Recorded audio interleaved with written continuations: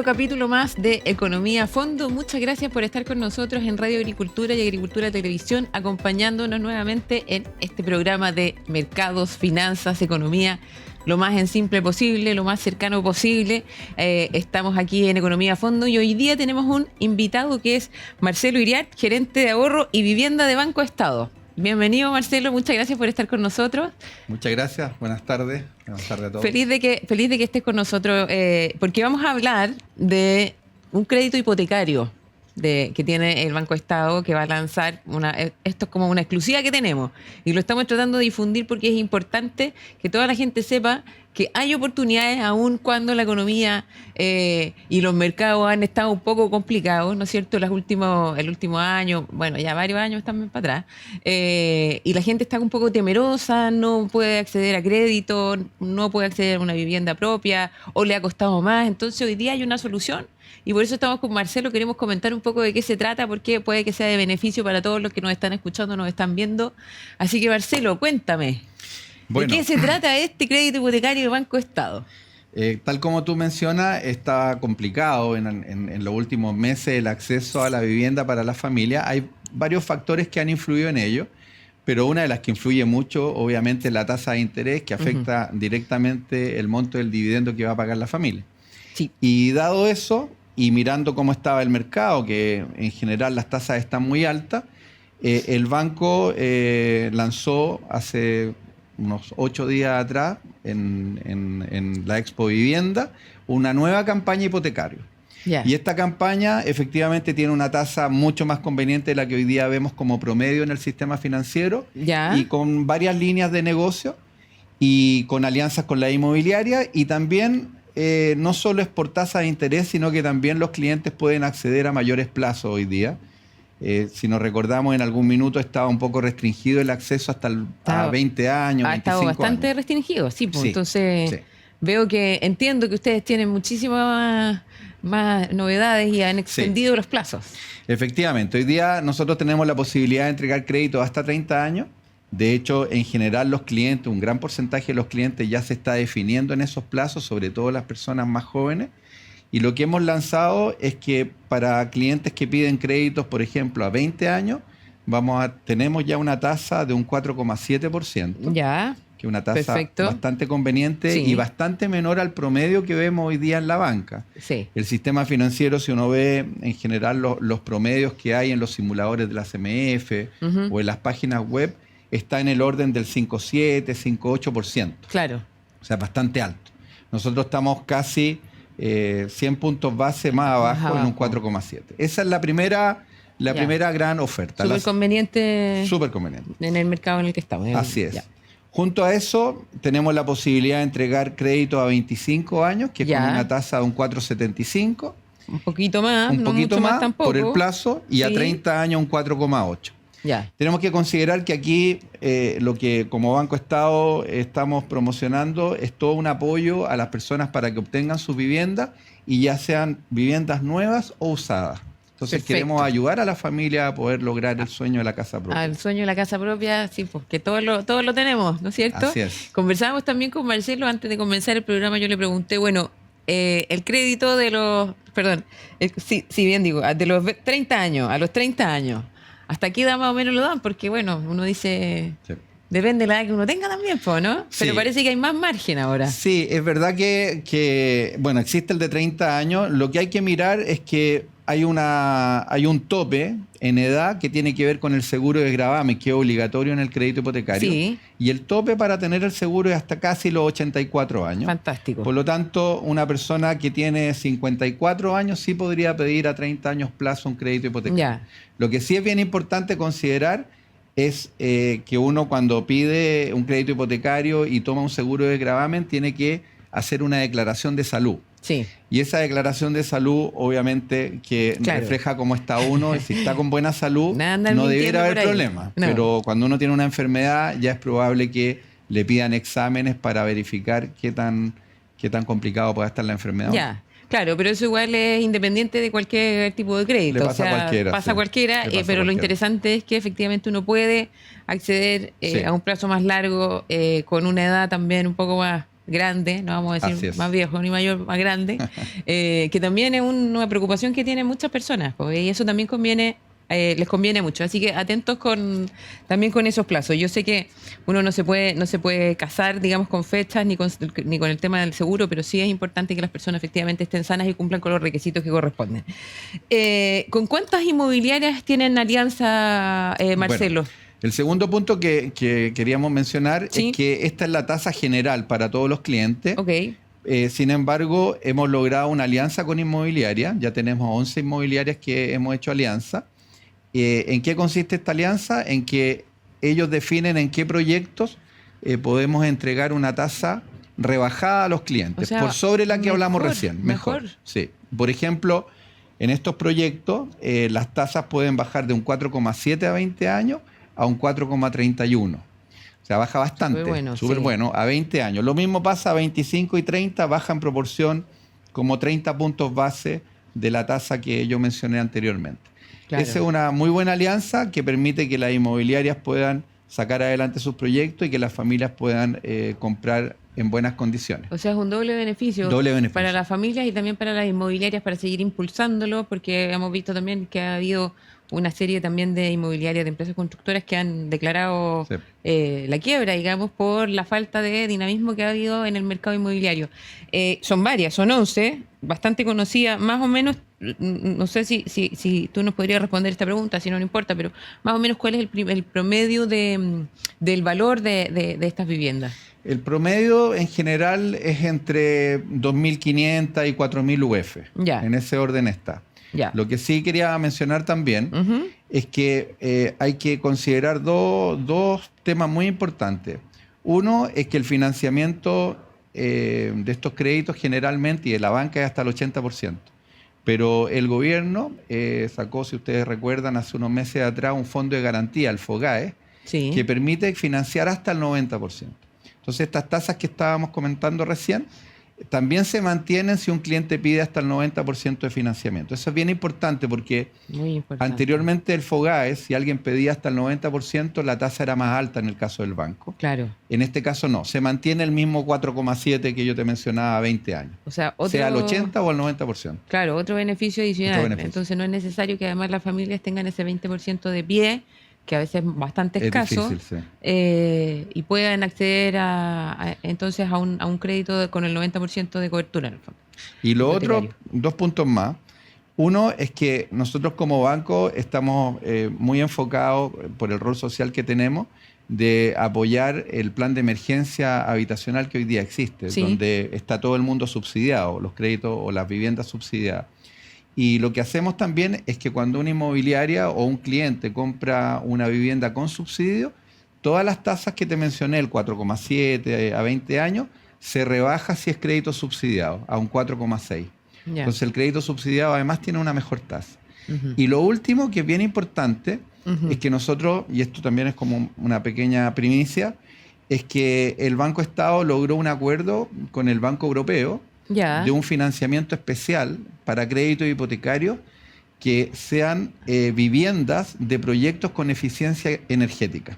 Ah, mira. Eso es bien bueno. importante Sí, porque buen dato. es buen dato. ¿Y qué significa eso? Que si una inmobiliaria tiene un proyecto con certificación energética que esté en las letras A, B y C, Ujú. que son las de mejor nivel, digamos, Claro. en términos de eficiencia energética, Ajá. nosotros podemos financiar ese crédito hipotecario con una tasa rebajada más o menos como en 30 puntos menos. Por lo tanto, independientemente a si una inmobiliaria firma una alianza o no, o si es que la firma, además, si su vivienda tiene eficiencia energética, el cliente podría tener una tasa aún más baja, llegando incluso cerca del 4%. O sea, tasa. Ahora, eso es bien importante considerar que solo para viviendas nuevas, Ya. solo viviendas nuevas, y viviendas cuyo valor sea hasta 4.000 UF. Ya, perfecto. Esos dos puntos son bien importantes. Ya, y este crédito, perdón, no recuerdo Ecovivienda. si lo mencionaste, pero este crédito hipotecario también está para viviendas nuevas y también para viviendas usadas. No, este ecovivienda que te No, menciono no el ahora, ecovivienda, en general el... No, claro. Sí, Sí. el otro, viviendas nuevas y usadas, y este particularmente, nuevas. nuevas, Nuevas. el ecovivienda se Ecovivienda es llama. para viviendas nuevas. Ya, Sí. perfecto. Quería hacer la salvedad para que Sí. para que tuviéramos claridad a todos los que estamos acá Así es. escuchando. ¿Cuáles son las condiciones y los requisitos, Marcelo, para poder solicitar el crédito? ¿Cuál crédito? ¿El último o en general? En general. Bueno, en general, te diría, uno, acreditar el pie, el que corresponda. Si 10 es o 10 o el 20%. 20%, acreditarlo. Eso es bien importante, que la familia en el tiempo obviamente tienen que hacer un esfuerzo y ahorrar el dinero para poder tener ese 10 o 20%. Lo segundo es tener ingresos demostrables, ya Ya. sea a través de un empleo, de una actividad comercial. Nosotros financiamos muchos créditos a microempresarios y pequeños empresarios. Por lo tanto, tiene que tener su declaración de impuestos, pagar IVA, y con esa información el banco hace una evaluación. Y lo que es muy importante es que el valor del dividendo en general no debe superar entre el 25 y el 30% de la renta de la persona. Ya, de los ingresos. Sí. Perfecto. Y también tener buenos antecedentes financieros.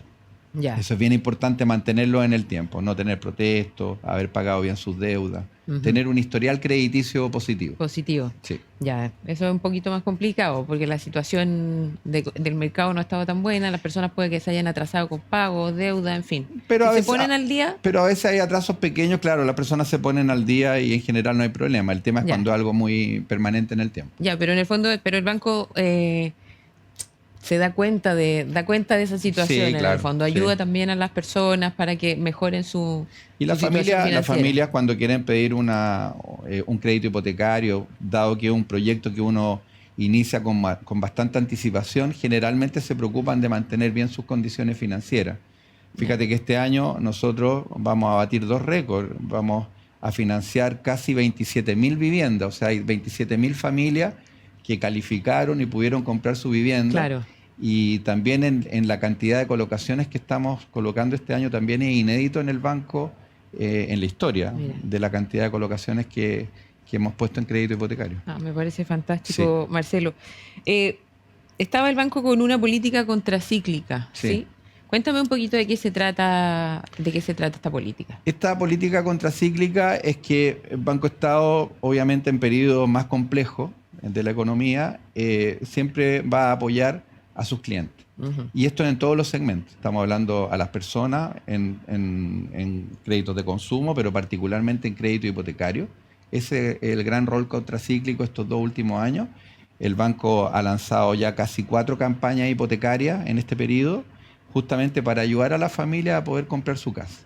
Algo que es contracíclico, porque en general hemos visto bastante restricción. Exacto. Y lo mismo ha ocurrido en otros segmentos, como Ya. el segmento de micro, pequeña, mediana y grandes empresas, y también a la inmobiliaria y la construcción. Ya. Entonces, ¿qué significa? Que el banco hace alianzas con las empresas, obtiene buenas condiciones de crédito, aprovecha las garantías estatales como el FOGAES o los FOGAPES a full para poder lograr tener una oferta para los clientes. ¿La gente entiende todos estos beneficios? El FOGAPE, el FOGAES.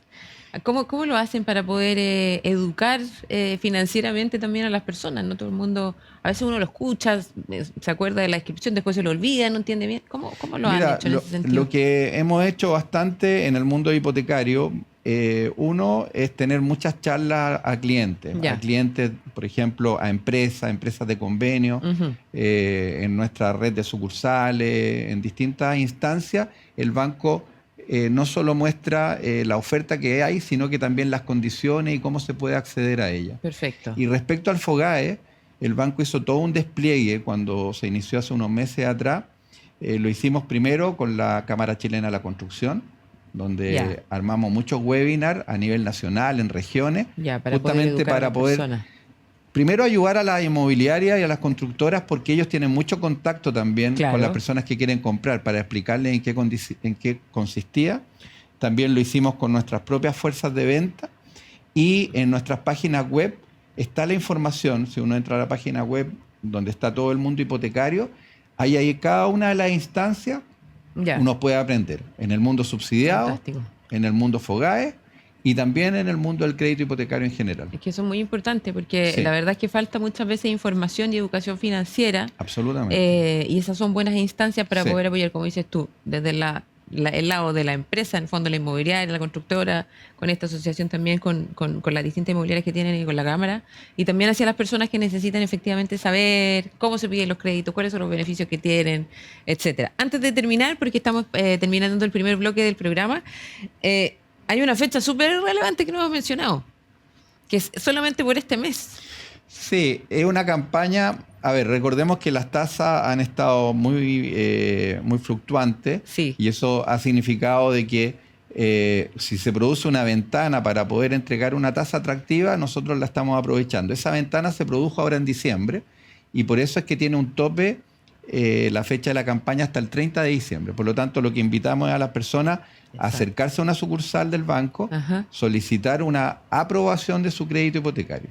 Teniendo la aprobación del crédito hipotecario, va a tener su tasa, la tasa que hemos hablado anteriormente, y esa tasa le sirve hasta el 29 de febrero del 2024. Perfecto. Hasta esa fecha puede escriturar o firmar la escritura de su vivienda a esa familia. Ya. Si es una vivienda nueva, con entrega inmediata, vamos a alcanzar sin mayor problema. Ahora, si es una vivienda nueva que va a tener entrega en febrero o marzo, claramente vamos a tener que esperar a las tasas que vamos a tener en ese periodo. Ya. Pero esperamos, dadas las condiciones que vemos de mercado, de que vemos que las tasas en Estados Unidos han disminuido, los bonos a 10 años, el BCU en Chile también ha disminuido bastante en diciembre, podríamos esperar que también quizás en enero podamos mantener algún tipo de tasa similar a la que hoy día estamos viendo. Ah, fantástico. O sea, tenemos estas últimas semanas de diciembre, posiblemente se pueda extender, ojalá que sí. Ojalá que sí. Y bueno, entonces las personas ya saben, están todos, si tienen alguna duda, invitados a hablar con el Banco Estado, ¿no es cierto? Y a la página web del banco también lo pueden hacer. Exactamente. Bueno, vamos a los comerciales y después seguimos con más economía a fondo. ¿Sabías que la clave para una sonrisa saludable está en una buena higiene oral? En Curaprox lo sabemos y por esto te ofrecemos productos suizos premium para toda la familia. Disponibles en curaprox.cl. Volvió imbatibles a supersoo.cl. 25% de descuento en alimentos Seco Pro Plan. 3x2 en juguetes para perro y gato. Combínalos como quieras. Marcas exclusivas Supersoo. ¡Supersoo! Agricultura TV.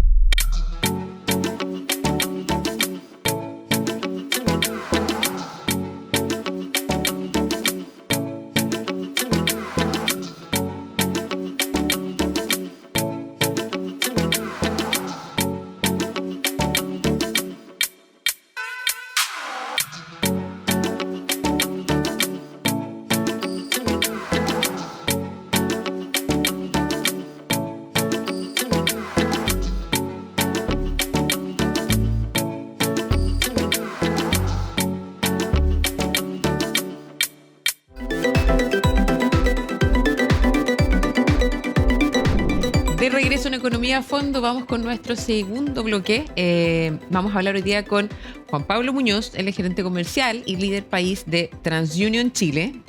Bienvenido, Juan Pablo. Gracias por estar con nosotros.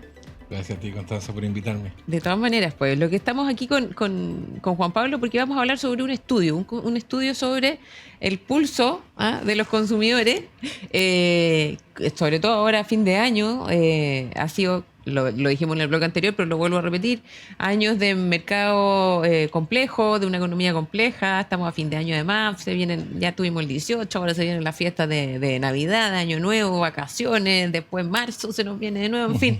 Entonces, vamos a hablar con Juan Pablo sobre cómo ha estado el consumo, ¿no es cierto?, de las personas en nuestro país. Cuéntanos un poquito más. Primero, Juan Pablo, cuéntanos qué es lo que es TransUnion.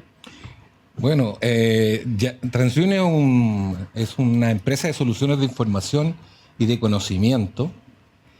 Ayudamos a la confianza entre los consumidores y las compañías. O sea, dicho más en simple, nos conocen como el Buró de Información Comercial. Ya. Nosotros utilizamos los datos en favor de generar mejores perfiles para que compañías como el retail, banco, instituciones financieras o otros segmentos puedan tomar mejores decisiones, digamos. Ya, perfecto. O sea, ustedes van, en el fondo, ven el historial comercial o financiero de las personas Y con eso, esa información es la que en el fondo finalmente pueden acceder las empresas para ver cómo ha sido su comportamiento y también las propias Exacto. personas ver desde qué manera han tenido un historial financiero también para ver cómo mejorarlo o si es que tienen que cambiar alguna forma Es- de pagar o no pagar, o sea, de pagar las cuentas como corresponde, no quedar como en una lista de malos pagadores, ¿sí? Sí, efectivamente, eso es como lo básico, pero más que los eventos de negatividad, Lo estamos un bueno. paso más adelante, en el fondo, cómo perfilamos y cómo podemos crear que los perfiles que hoy día no pueden ser evaluados puedan ser evaluados. O Ah, sea, perfecto, ya. es como pensando un poquito en la inclusión financiera. Ya. No es tan solo decir, es buen pagador o es mal pagador o tiene mora o no tiene mora. Hay mucha información que está detrás de estos análisis. Hay un equipo de data science que generan estos perfilamientos y obviamente le entregamos un input más digerido a los bancos para que digan, ok, efectivamente este es el perfil de riesgo que yo ando buscando. Ya, pero eso es súper bueno, porque en general uno se reduce el tema de los buros financieros, en el fondo, a si eres bueno o mal pagador. Pero como tú dices, hay una cosa mucho más profunda de análisis de datos y con una vista más bien a futuro, más positiva que hacia el pasado negativo financiero. Sí, total. Y aparte que también las leyes van acompañadas en ese sentido. Ya, O sea, la ley de deuda consolidada habla efectivamente de eso, cómo hoy día esta asimetría de información, que los bancos ven algo y el resto del mercado ve otra cosa. O sea, tener esa radiografía es muy bueno, ya. porque hoy día podría no permitir un sobreendeudamiento, porque yo te podría ver todo el mercado. Hoy día la información es asimétrica. Ya. Si yo tengo un crédito hipotecario en un mutuario, quizás es la propuesta de valor que no aparece en el sistema, pero Ya. finalmente tú tienes un único ingreso. Claro. Y con ese ingreso tienes que ser capaz de pagar todo eso. Yo creo que esa visión es un poquito lo que se está viniendo y lo que definitivamente la legislación está proponiendo, o sea, tener Una información, vista una completa. vista mucho más completa. Claro, tienes toda la razón. Pues al final tú dices, ya, no aparece este crédito que tengo en la información financiera en el fondo, adquiero un crédito con un banco o con otra entidad financiera donde sí se expone mi información, pero Exacto. al final el sueldo del mismo fin de mes, por lo tanto tenéis que pagar la mutuaria, el banco y todas las otras deudas adicionales que uno tenga, el retail, etcétera. Exacto. Ya, entonces de esta manera también uno tiene puede revisar también cuál es su capacidad de endeudamiento y ser más responsable desde ese punto de vista. Exacto. Ya. Lo que hoy día viene, que es lo que es la inclusión financiera y la educación financiera, Perfecto. definitivamente hoy día no debiese permitirse ese bicicleteo que el señor que le pagan y se queda sin Exacto. nada y vuelve en la misma rotativa. Sí, Entonces, es eso porque ese es un círculo vicioso que es muy difícil es muy difícil salir. salir de ahí en el fondo. Bueno, pero con toda la información que tienen ustedes, Juan Pablo, con todo este análisis de datos, este data science que nos cuentas tú, hicieron este estudio que se llama Consumer Pulse. Sí. ¿Y cómo están los consumidores chilenos? ¿Cuáles son las principales conclusiones? Sí, mira, esto es una temática que se desarrolla a nivel regional, se desarrolla en más de 10 países, Ya. particularmente Chile, primera vez que la aplicamos. Ya, Esto de alguna forma es ver o explorar cómo están los consumidores, el perfil del consumidor hoy el día de hoy de distintas dimensiones, Ya. desde el punto de vista del gasto, del endeudamiento, y también lo interesante de este estudio que muestra una visión general de los números globales y también lo separa por las distintas grupos etarios, Ya. partiendo Ok. de los grupos Z, millennials, los baby boomers ay, se me fue el otro. ¿cuál? Bueno, pero en el fondo son por Pero los grupos etarios. en el son los fondo grupos se entiende. etarios y que Claro. uno puede sacar ciertas conclusiones De los comportamientos de los de consumo. comportamientos de consumo. O sea, por decirte el gasto, baby boomer automáticamente frenó ciertos gastos, son Claro. personas de cierta edad y ve Claro. que este tema Claro. está complicado, pero cuando uno lo mira en generaciones más nuevas, los millennials, Claro. no tienen eso y siguen gastando, no ven las preocupaciones que quizás uno como adulto sí ve esa radiografía. Claro, perfecto. Bueno, y cuéntame un poco, yo estuve revisando también el estudio, y es cierto que los chilenos se encuentran optimistas respecto de las finanzas de sus hogares. Sí, increíblemente el estudio demuestra que el 66% de los chilenos ven que en los próximos meses se ven mejores sus finanzas. ¿Ya? Pero también en la contraparte hay un 15% que dice que definitivamente esto no va para ninguna parte. Ya. Entonces yo creo que eso se da y un poquito explicado por la economía. Ya la inflación viene en retroceso. Sí. El tema laboral se está restableciendo. Bueno, sabemos que está complicado, pero al menos la conclusión de lo que sacamos que sí, efectivamente O sea, proyectan un 66% que sí va a estar mejor. Están más positivos desde ese Está punto más de positivo vista. desde ese punto de Perdona, vista. Juan Pablo, ¿el estudio cuándo se realizó? Esto lo realizamos en las primeras semanas de octubre de este año. Ya, o sea, está fresquito. Está fresquito, desarrollamos los datos en noviembre y acabamos de lanzar formalmente en redes sociales, en nuestras páginas corporativas, este estudio. Perfecto. Oye, y bueno, también hablaba el estudio sobre los ingresos de los chilenos. ¿Cuánto han variado los ingresos de los chilenos? ¿Y qué tan real son esa variación o aumento de los ingresos de eventualmente de tenerla? Sí, hay un 33% declara que sí aumentaron, un 42% declara que no es, tal vez se mantiene, Ya, y en el fondo estable. eso es estable, pero con respecto a la inflación, o sea, definitivamente, si lo vemos nominalmente, eso bajó, Claro. y un 26% declara que definitivamente eso bajó, Ya. y lo tienen bastante complicado. Claro, porque puede que haya variado, digamos, el ingreso en términos positivos, pero también el gasto ha variado un montón y los precios han subido muchísimo. Exacto, o sea, cuando uno ve distintas encuestas o distintas instituciones públicas cuando ajustaron salarios 5 o 6%, Claro. y cuando el IPC acumulado fue el 14%, tú dices, en el fondo, voy en contra. Tal cual. Sí, pucha, es cierto. Oye, ¿y el comportamiento de consumo de las personas en los últimos meses? Porque ahora estamos, como te decía, vimos el Black Friday, Navidad, el Año Nuevo, en fin. ¿Cómo se ha mantenido el comportamiento de los Sí, consumidores? o sea, tanto el estudio como lo que uno ve en el mercado, eso está paralizado. O sea, Sí. la gente yo creo que dejó de consumir los grandes números ve que definitivamente, o sea, un noviembre o diciembre, en nuestro negocio, las transacciones por evaluaciones de crédito eran muy altas. Ya. Hoy día yo creo que está un poquito calmado, Ya. porque también la gente no quiere endeudarse. Hay un efecto de tasa de interés, que quizás cuando uno hablaba de una tasa de interés un 1%, hoy día Claro. cercano al 2%, o sea, no, con la misma decisión de compra casi duplicas el gasto. Entonces, O sea,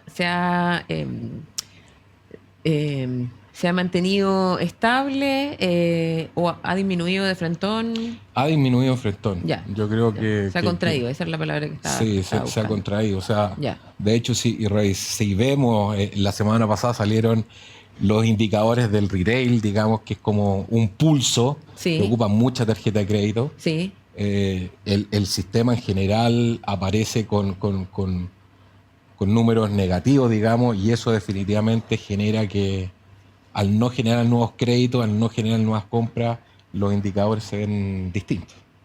Juan Pablo, ¿y los niveles de endeudamiento de los chilenos, cómo están? ¿En qué niveles estamos? Y si lo podemos ver también por distintas generaciones. Como decías tú, el estudio tiene la gracia de además abrirse, ¿no es cierto?, Sí. por comportamiento de consumo de las personas por generación. Ahí el endeudamiento está alto, digamos, porque si uno ve el endeudamiento y lo puedes asociar a las morosidades, hoy día volvemos a tener en el sistema 4,5 millones de personas que tienen morosidades. 4,5 millones de personas en Chile tienen RUT, morosidad. que tienen morosidades.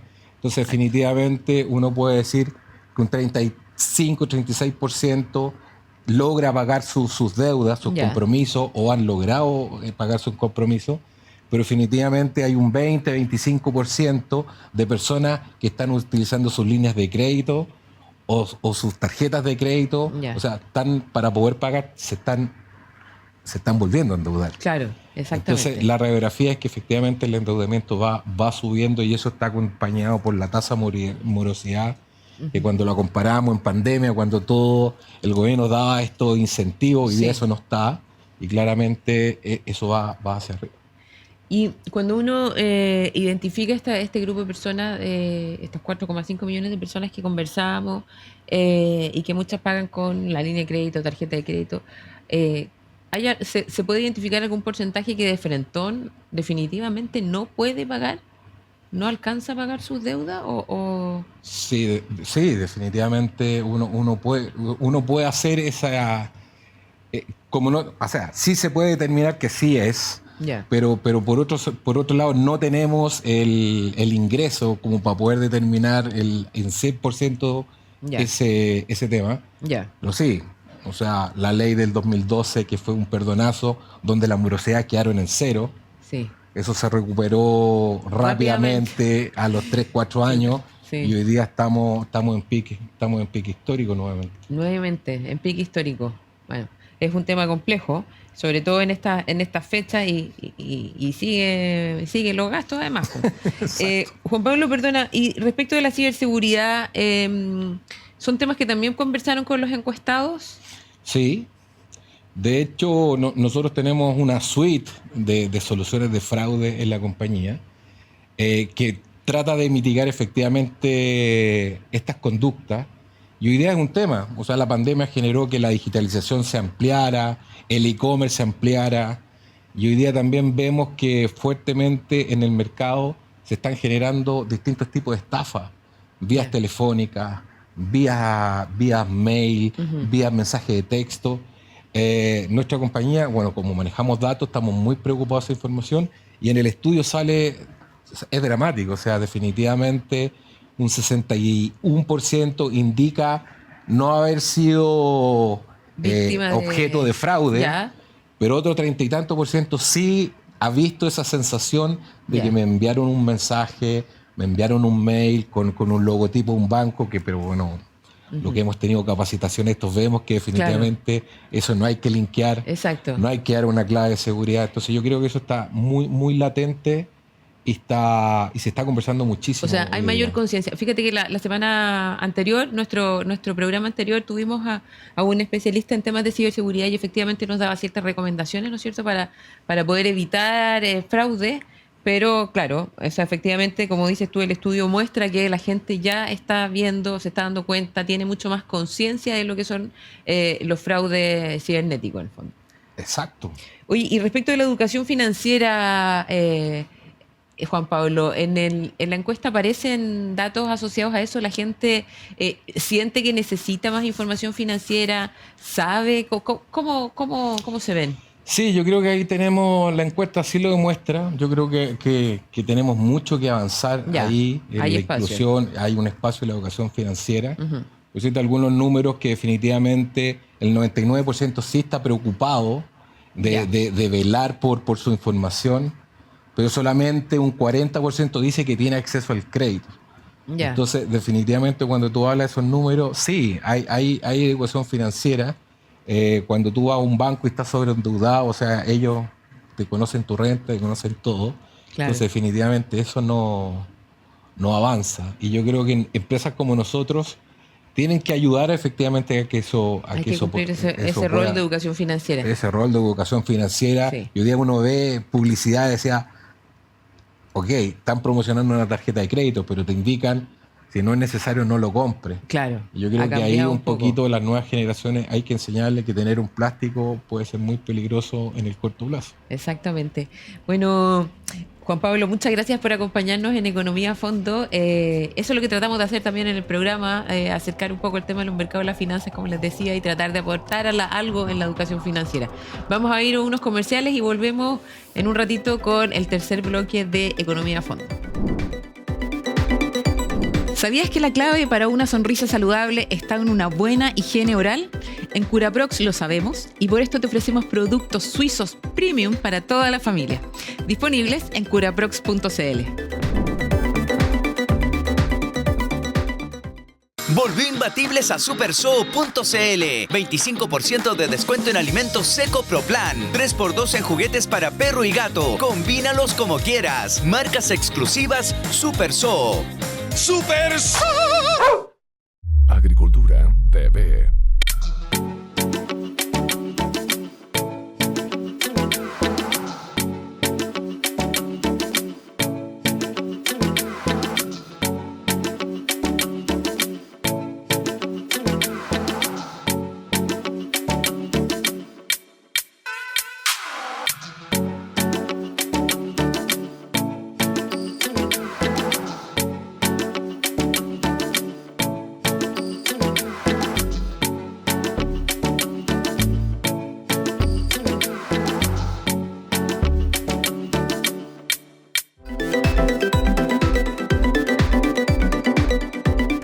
Tercer bloque de Economía a Fondo.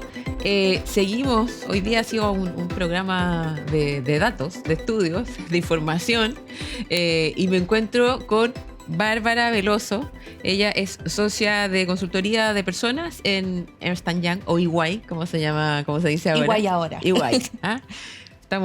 Acortamos el nombre, me parece fantástico porque así queda más cortito y más fácil. ¿Cómo estás, Bárbara? Bienvenida a Economía a Fondo. Hola, muchas gracias, Constanza. Muy bien. Qué bueno, me alegro. Y además me encanta que estamos con una mujer en nuestro programa y vamos a seguir hablando de datos, porque de datos financieros, de fin de año, de gastos, de sueldos, de contrataciones, de una cantidad de información que ahora a fin de año, bueno, es lo que nos está pasando. Pues. Ahora estamos en las fiestas, están los gastos, está Navidad, Año Nuevo, vacaciones, como dije en el primer bloque, en el segundo y en el primer bloque también. Y EY hizo un estudio, una encuesta sobre proyecciones laborales, ¿no es cierto? Y varios temas, en realidad, incluye esta encuesta, que es bien interesante. Partamos por el tema de fin de año. Había un punto que revisé en la encuesta que prepararon ustedes, que habla sobre los famosos y queridos aguinaldos de fin de año. ¿Cómo están las empresas en ese ámbito? ¿Están dando este año, no están dando aguinaldo? Porque además la situación económica, como lo hemos comentado, no ha estado fácil, pero bueno, también a veces son como donaciones, muchas veces son parte de las adquisiciones que tienen los empleados, ¿cómo se puede decir mejor? No necesariamente están establecidas, sí están establecidas. Cuéntame un poquito más. Sí, Tú eres la que para sabe. este año hay buenas noticias, diría yo, en términos de promedios. Aquí es importante también considerar que los datos que tenemos finalmente agrupan los datos de las 79 empresas que contestaron nuestra encuesta, y vemos que los separamos por industria, porque la verdad es que bueno, los distintos sectores tienen realidades diferentes. Entonces la minería, como uno podría predecir, está más bien por sobre el promedio habitual, pero los rangos en cifras promedio, de nuevo, están entre 123.000 y 522.000, minería siendo el que se mueve en el rango más alto. Pero sí, eso es lo que estamos viendo. Un aguinaldo entre 123.000 y 522.000. Ahora, aquí hay datos evidentemente más bajos. Esto es lo que es nos promedio. lleva a los promedios, como Sí, para por supuesto. también aquí que nadie se vaya a gastar plata que no va a llegar. Por favor, sí, porque estamos con hablando de eso, tranquilidad. estamos recién hablando del endeudamiento, así que por favor, con prudencia, digamos, el aguinaldo. Oye, pero y para partir como más de la ignorancia completa, ¿los aguinaldos de fin de año son obligatorios? Esa es un poco la pregunta que te estaba haciendo. La verdad es que no es obligación legal el pagar el aguinaldo. Ya. Lo que sí ocurre es que si tú te obligas contractualmente, entonces sí tienes la obligación de pagarlo. Perfecto, ya. Desde Sí, allí esa era es más bien práctica de mercado, y hay mucha gente que lo considera un beneficio adquirido, porque en realidad se ha pagado Claro, reiteradamente en el reiterado, tiempo, y entonces claro. esperan Ya, recibirlo. eso era, delante que me tupí un poco, era por eso. Tenía la duda si era efectivamente un beneficio adquirido y no obligatorio en el fondo, definitivamente como parte del sueldo, del contrato de los trabajadores. Ya, fantástico. ¿Cuántas industrias son más o menos las que participaron en la encuesta? Mira, las distribuimos finalmente, las agrupamos, porque ¿Ya? tenemos de distintos sectores, pero tenemos servicios, energía, minería, Ya. financiero, Ujú. y creo que me faltan otro par. Ya. Hay farmacéuticas, hay un poquito de todo. De todo, perfecto. Y un 85% de ellas va a dar entonces aguinaldo de Navidad. 85% de ellas va a dar aguinaldo. Ya, perfecto. Montos variados, pero en promedio los datos que hablábamos. Entre 123.000 y 522.000 para que no se lo gasten la plata antes de que llegue. Ya.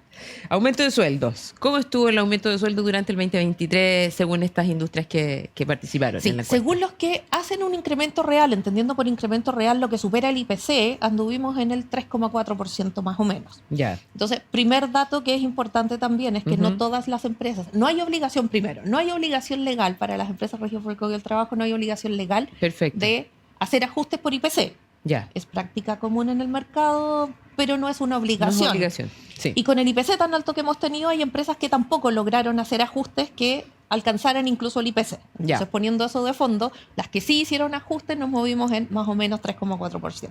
Perfecto. Y para el próximo año lo que se proyecta es un poquito más alto, un incremento de 3,9%, que son buenas noticias en cualquier caso. Claro, de todas maneras. Bárbara, y respecto a las contrataciones, veo que como parte del estudio señala que el 65% de las empresas esperaba mantener su dotación. Eso es en 2024. El 20% prevé un aumento y el 15% espera una reducción. ¿Cómo están estos datos respecto de años anteriores? Respecto de este año, vemos un incremento importante en las empresas que esperan mantener su dotación. Ya. Y desde allí también creo que es bastante rescatable que el 20% nos diga que espera incrementarla versus el 15% que espera rebajarla. Ahora, Rebajarla, sí. aquí, claro, uno podría decir lo importante son cuántos puestos eso significa, pero eso es una pregunta mucho más compleja de Claro. analizar en, No, ahí hay que en hacer un esos doble números. clic en- claro. Pero a nivel de tendencia, por lo menos vemos que hay una tendencia más fuerte a la mantención o incluso creación De empleo. de empleo Ya, en lo que ese es sentido. positivo. Eso de cara al 2024. Eso de cara al 2024. Y comparado con lo que vemos respecto de 2023, pudiéramos decir, se emparejaron los números entre los que incrementan y los que bajaron su dotación. Ya. Y para este año era alrededor del 20% los que mantuvieron su dotación. En ese sentido vemos un incremento importante en los que proyectan ya quedarse con la dotación equivalente a la que tienen para este año. Ya, o sea, son noticias positivas desde ese punto de vista, bueno, que la gente va a poder mantenerse en su trabajo o la creación de nuevas oportunidades de trabajo. Tuvimos, hace varios capítulos atrás, hablamos del tema de la reducción de la jornada a 40 horas semanales. Y fue parte también de la encuesta que hicieron. ¿Cómo están las empresas implementando esta reducción de jornada? Ya algunas tenían estas políticas implementadas, están en desarrollo, porque además hay un tiempo para poder implementarlo, no es inmediato. Así es, la gradualidad tiene un rol bien importante. Esta norma nos da 5 Sí. años para llegar a las 40 horas, pero aún así vemos que hay Ujú. un incremento de 14 puntos en las empresas que están reduciendo jornada para el próximo año a 40 horas directamente. Ya. Entonces, igual te diría que vemos que el tránsito hacia las 40 horas está un poquito más rápido que lo que prevé la ley. En ese sentido, vemos que vamos a estar entre 41 y 44 horas con hartas empresas y luego Ya. hay 14% de empresas que se mueven directamente a las 40 A las horas. 40 horas. Que es un dato yo creo que es bastante interesante. Eso Sí. no quiere decir que entonces no haya algunas dificultades o dudas en el camino de cómo hacer una buena implementación de esta reducción de jornada. Ya. Uno espera y la norma apunta a que esto tenga un impacto positivo en el bienestar de las personas, en la calidad de vida, Ujú. en mejorar los tiempos que pasamos en la casa versus Claro. en los que estamos trabajando. Y que no dejemos de ser productivos también, pues, porque Y ese hay es el gran desafío. Claro, hay un desafío tremendo ahí. Y eso es uno de, efectivamente, los desafíos que nos señalan las empresas encuestadas que se Ya. están encontrando. No quiere decir eso que entonces estén con problemas de productividad, pero sí el cómo lo hacemos para que esto no traiga un impacto adverso es bien importante. Ya, perfecto. Y en eso quizás voy a mezclar al tiro otro de los puntos que revisamos, Fantástico, porque démosle. sabemos que en el mercado a veces se confunde la conversación respecto de la jornada con la conversación acerca de la presencialidad, que es decir, dónde realizo yo mis servicios. Es ya. Entonces, la jornada habla simplemente de de cuántas horas máximas puedo yo trabajar. A la semana. Y sí. tenemos el famoso inciso segundo del artículo 22 que nos dice que entonces podría una persona trabajar sin jornada, no sujeta a jornada. Y eso no cambia.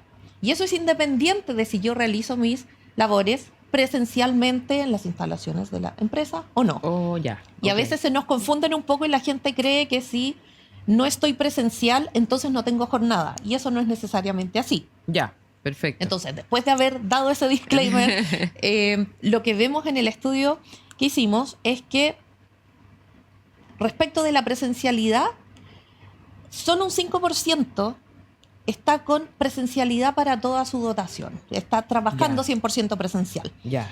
Y está Perdona, ¿cuál era el número?